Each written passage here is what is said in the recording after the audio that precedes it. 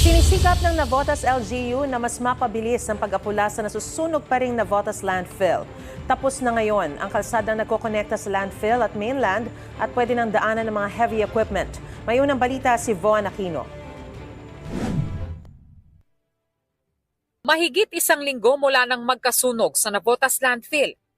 Natapos na rin ang daan na magkokonekta sa mainland at sa landfill para maipasok na ang mga heavy equipment, dump trucks at panambak na lupa.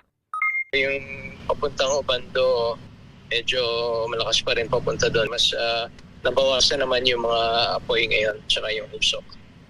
Malaking difference. Ayon kay Navotas Mayor John Ray Tiangco, sinisikap nilang mas mapabilis ang operasyon para tuluyan ng maapula ang sunog.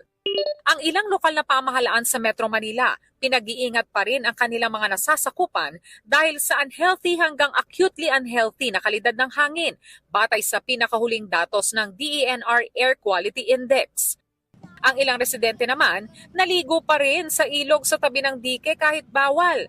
Tanaw rito ang nasusunog na landfill at kapag umihip ang hangin patungo sa direksyon ng ilog, nalalangkap nila ang usok. Dito lang libre. Walang bayad. Pero hindi kayo natatakot tayo noon, laki nung ano. Hindi, layo naman yun. Layo. Paano kayo pag pumunta rito yung usok, ano gagawin nyo? Wala, langoy-langoy lang. Hindi rin alintana ng ilang mangingisda sa Dampalit Mega Dike ang peligrong hatid ng usok mula sa landfill. Naaamoy din, pero hindi na gaano. Oo, yun lang. Hindi po kayo natatakot sa kalusugan nyo? Minsan sanayan na lang siguro po. Itong unang balita, Von Aquino, GMA News.